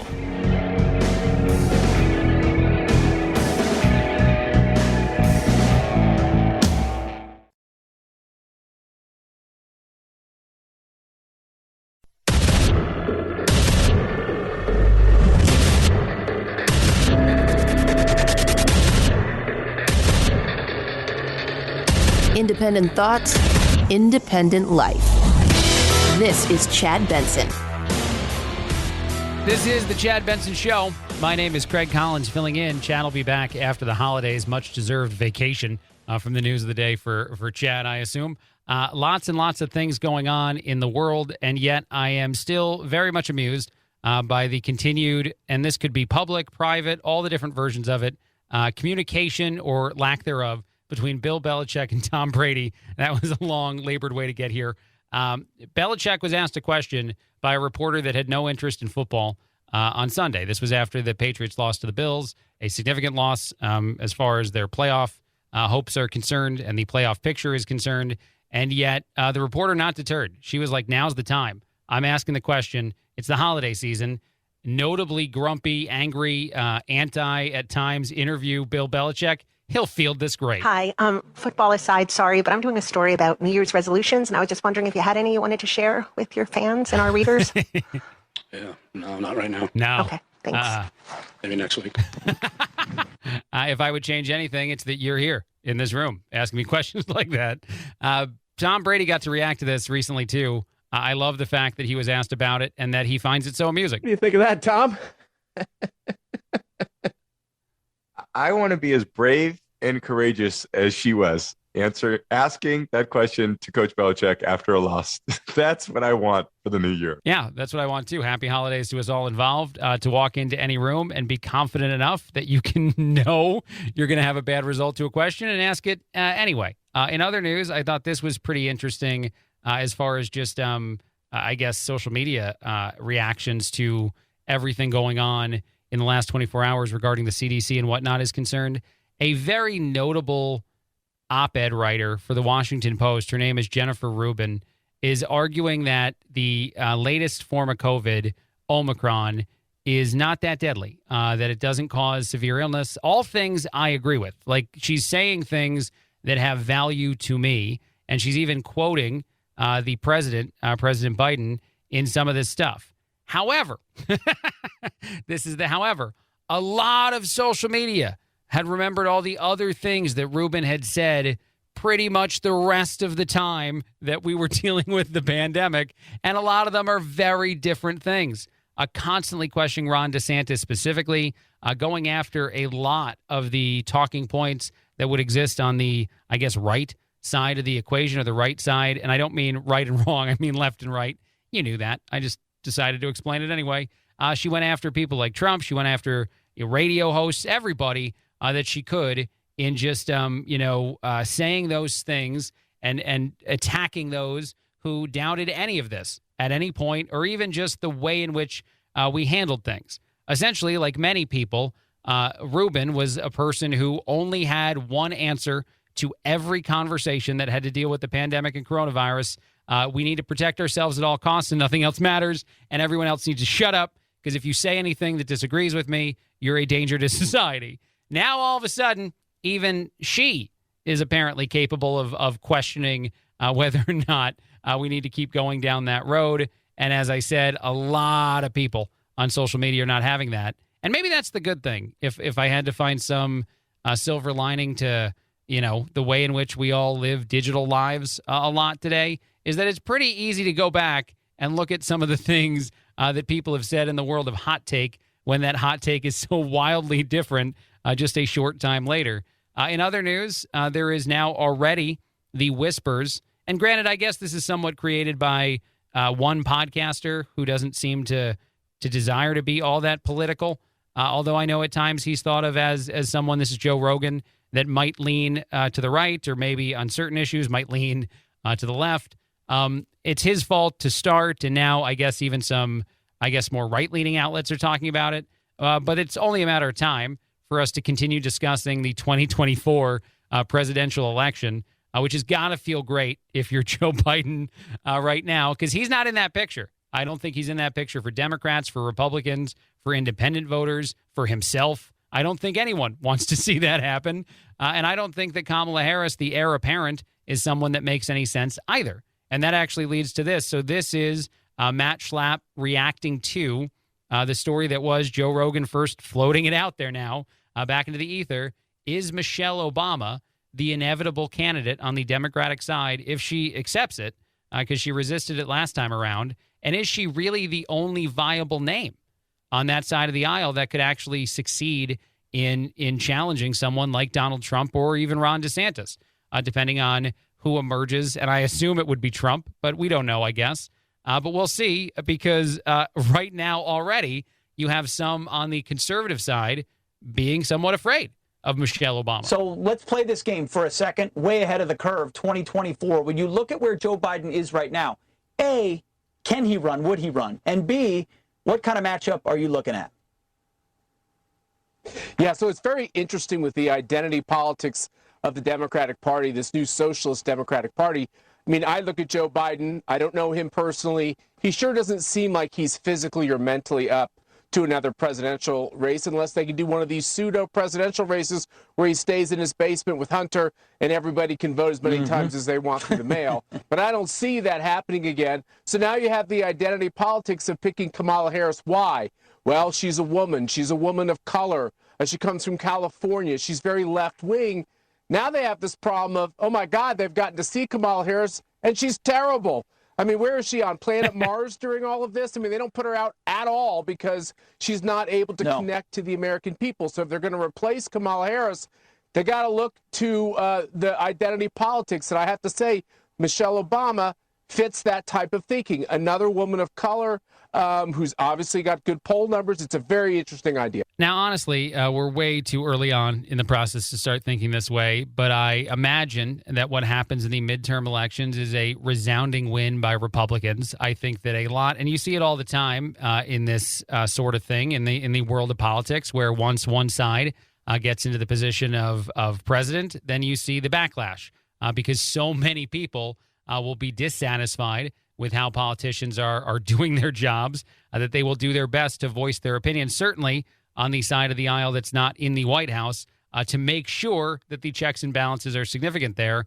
And honestly, I couldn't think of anything more motivating for Republicans and those that will support independents, that will support Republicans to vote, than the fact that it took Joe Manchin to stop Build Back Better, that there were no other ways to have that crumble other than to have one or two sensible, which is a weird sentence to say, people on the other side of the aisle decide that it was the right time to be as high profile as I guess Manchin has become, and how attacked he is now by his own party. But in all of that being then the case, you envision that election for just a second. It's about the end of the year. I think it's okay to play this game as they're doing, and I blame Joe Rogan too. But the idea to add Kamala to Michelle's ticket was thrown out there. So Kamala would still be the vice president. The president would just change hands. I don't know that she, and I think a lot of people misunderstand exactly who that person is, who she is, Kamala Harris, I mean, as far as a politician or a human being. Because even though all the poll numbers would say that she would do terrible, I don't think she'd be convinced of that. So I don't know that she would really agree to that, but who cares? If she ran as well, maybe Michelle would win. Of course, Oprah, I love, get thrown out all the time, but you can't really name a lot of other Democrats that would seem as significant, and maybe it's too early on, to challenge Trump running again. Certainly it's not going to be Biden, and certainly it's not going to be Kamala Harris as the main name on a ticket. So then you wonder. And then even more, I guess, if we're playing this weird game that we don't need to play, but I want to, if Ron DeSantis were on the Trump ticket as opposed to someone trying to run against him, is that really beatable? And that might make you mad if you're someone that hates former President Trump or, I don't know, thinks that Ron DeSantis deserves to be the lead of a ticket like that. I guess there's a lot of reasons to be upset with that as an idea thrown out there. But I can't fathom a way this early on with this many mistakes in this administration that are all just easy talking points, easy wins. The border, one of the greatest of them, that lean to the other way. If the economy has a huge downturn in the next couple of years, I think that would be another significant talking point that would be in Trump's circle, in Trump's corner. And anyone that wonders why there has been, and I don't even think it's a change as much as, I guess, more of an acknowledgement of the value of the vaccine by Trump and by, people that would probably be on his team, is because that seems to be a valuable move to removing, and I've said this before, a talking point from Democrats that they would try to use against him, and an accurate one. It's just simply fact for Trump to start taking credit for the vaccine. His administration did create it. But so when you think of that in the future, a world where a candidate Trump talks about the border, our economy, the failed response to the coronavirus pandemic by the current administration, and potentially takes credit for, and factually so, fact-checked correctly by anybody, the vaccine, he seems unbeatable. And even if you add Ron DeSantis to it as well, the only Republican name I think that could potentially challenge him, I think we would be very much in store, even with Michelle Obama in the picture, for a 2024 win by the former president. But that's just me playing the game that Joe Rogan started. Quick break, a lot more. This is the Chad Benson Show. Craig Collins filling in.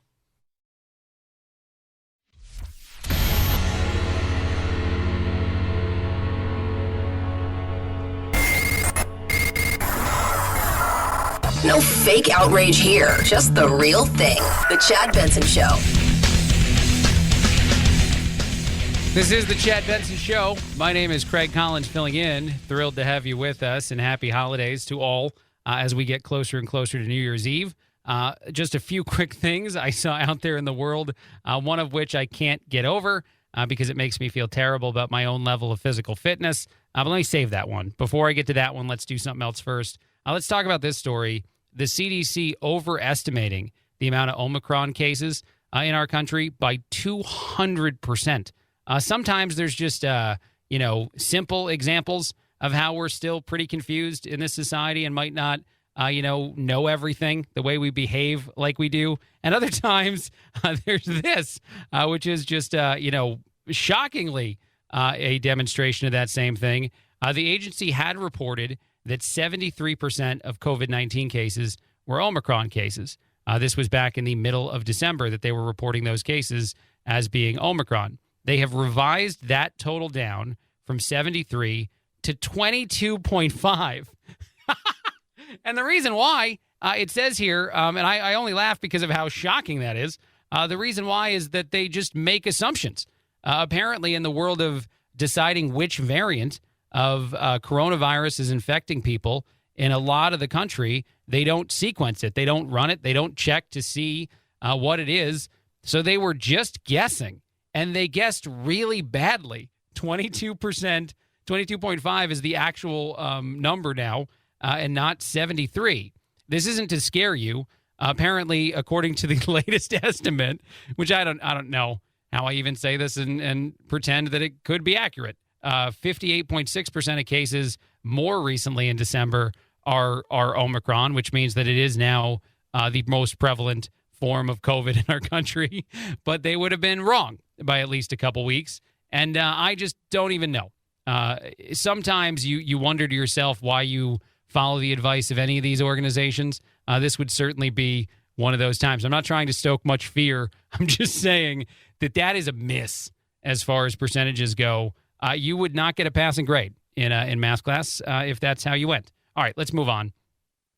Apparently, young people trying very, very hard to come up with quote-unquote original names for their children are starting to pick names that have not been popular for a very long time and having those names skyrocket back up into the top ones chosen for babies born this year. And obviously, a lot of people, I think, assume the trend will continue. Some of those names, examples, and I guess people they also say in the story are pulling from Roman names or mythological names because we're not going to make them up anymore. Aurora is now the 36th most popular baby name for a girl as of this past year. It used to be 488. It feels like the difference between a CDC guess and a CDC reality. Some other ones that are pretty popular in the world of both, I guess, Greek and mythological people or mythological stories, and now babies. Athena is 108 on the list. Maeve, 173. And Freya is 179. Those are just some of the names on the list for girls. For boys, Atticus is apparently now a much more popular name, although still ranking in the 300s. Atlas, Orion is a name that people are actually choosing now, which makes me very, very excited for several reasons. You know, I don't know if I've joked about it here before, but I've always admired George Foreman. That's a sentence to say when we're talking about baby names, for his ability to name all his kids after him. And I've always joked that I would go down that same role. But if I'm really thinking like any name is out there now, even from like, Greek mythology or whatnot, Hercules Collins sounds like a pretty sweet name, in my opinion. I know he wouldn't be alone. I know there's other ones out there. But if I didn't go that road, I would just go Craig, I guess. But if you want to be on trend when naming your child, apparently no longer making up the name is cool. You got to go with something, a deep dive, and pull a name out of the hat. I also saw this story, and I thought it was interesting. Again, maybe more for my own personal life, but let's try it out. A Pennsylvania farm is asking for Christmas tree donations to help feed goats.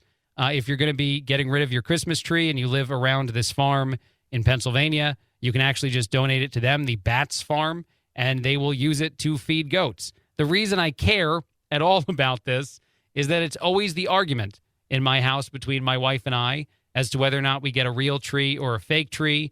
And her argument is always that, like, the real tree dies. And I guess I'm heartless and don't care. But now maybe I can offer a solution. And I can find a middle ground. Hey, no, it won't. It'll turn into food for goats if we can get it to this farm in Pennsylvania. I feel like this is going to be more of a win. And anyone that's curious why it matters, because obviously if I've lost this conversation before, we own a fake tree. The answer is we don't. Every time we buy a fake tree, my wife, who's lovely and kind, and I'm not trying to overly complain about, winds up donating it because she says, quote, I never know where to store them. So it's like we get a real tree anyway every time we get a fake one because it's not back the following year. So now I think I finally have the solution. Feed goats with real tree, and we won't have this problem anymore. So I've solved my problem on the radio with you, and I'm grateful for it. One other quick one, and this is the one I was referencing a bit ago. A reason that I would be upset with my current level of physical fitness is this story. A 72-year-old woman from Japan has won the undisputed World Masters Women's Bench Press Championship 19 years in a row. And I don't know exactly what league she's in. I don't see all the data here. But maybe it's just against any age group. I would imagine maybe Not, though. I can't imagine. But it seems to say here that she's just the undisputed one. She is going for her record 20th title at the age of 72. This is just wrong for me in a lot of ways to think that this person can probably definitely out-bench press me. Although maybe not. I'm trying to find the exact numbers here. I don't know. I don't even want to find out. All right, I got to go. Greg Collins filling in on the Chad Benson Show.